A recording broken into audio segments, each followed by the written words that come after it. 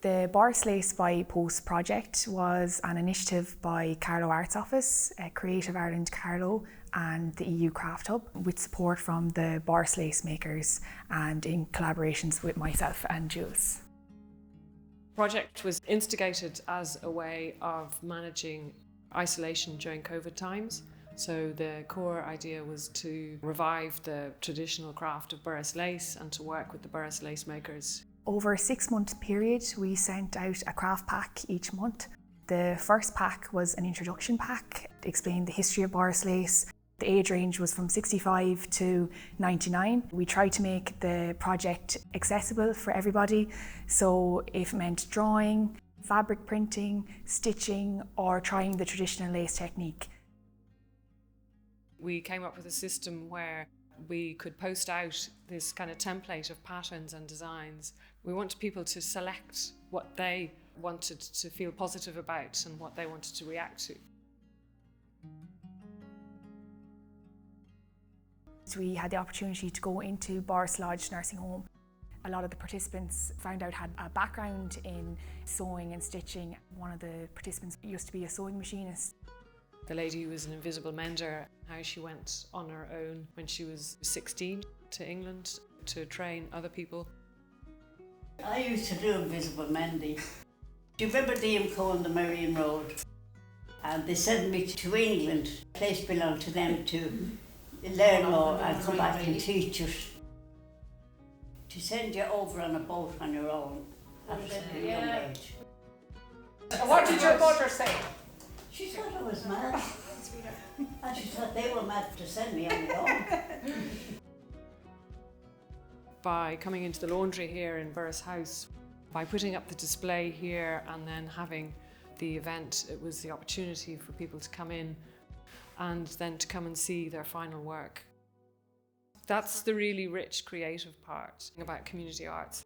Whatever makes a platform for people to come together. We would never have met the people from the nursing home, and the outreach to the community and the people that we were meeting through post. And coming from different disciplines.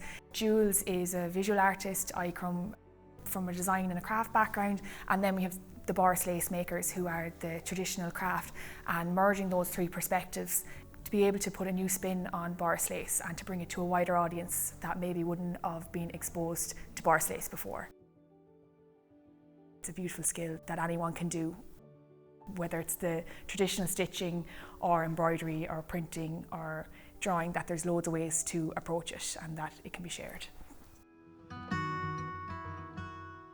With this project, we've really focused in on the pillars of Creative Ireland, which is enabling creativity for everybody in our community. And we saw an opportunity through the Borris lace makers who were developing the Borris lace craft and bringing it back to life in their own community. And through the Borris Lace Exchange project, we've had the opportunity to engage with the whole idea of working with the Borris lace makers and the men's shed and the nursing home, and focusing in on that and seeing how we could collaborate with other organisations in the Borris area. For my aspect of the Borris Lace Exchange, I've teased out the different elements to Borris lace, and I'm using those as a means to connect with different groups by the lace makers coming in as a group to meet the men's shed. Some of the men are so skilled and so interested in working with metal, so to take a Borris lace design, connect that with their metalworking skills. So these are photos from the stock samples down in the house.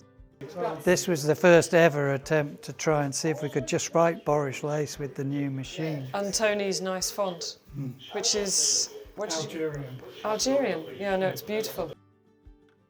We're reinterpreting what they're doing as best we can and combining what they do with what we do. So if we can combine their lace making with our benches, so you're effectively expanding what they do and expanding what we do. So everybody's gaining something out of it. We were able to link in with the Craft Hub project as well, and they've supported Borris Lace Exchange by enabling us to link in with other EU partners. managed to explore ideas around expanding what Borris lace is. So looking at ways to make Borris lace making really accessible in the community so that other organisations can learn about Borris lace making. Today is kind of the first time when we're really getting to see the designs from Matera and the designs from the Borris lace makers come together. The concept is that everyone's drawing will link up together like a Borris lace design. We've divided it into 3 separate phases, which would be how the lace would be made, which would be the drawing first, then the translating that drawing onto fabric, and then the stitching. So it's following the traditional steps of creating a Borris lace design, but we've added a contemporary take using their own drawings. The traditional design, we have to make it interesting for the present day, and we have to bring it forward into modern times. And by using different techniques and different ideas that like Jules and Ali bring to projects such as this, it really makes Borris lace relevant in the present day, which is hugely important, because in the end of the day, that's what Borris lace makers is about. It's about bringing Borris lace into the present day and into the future for the next generations.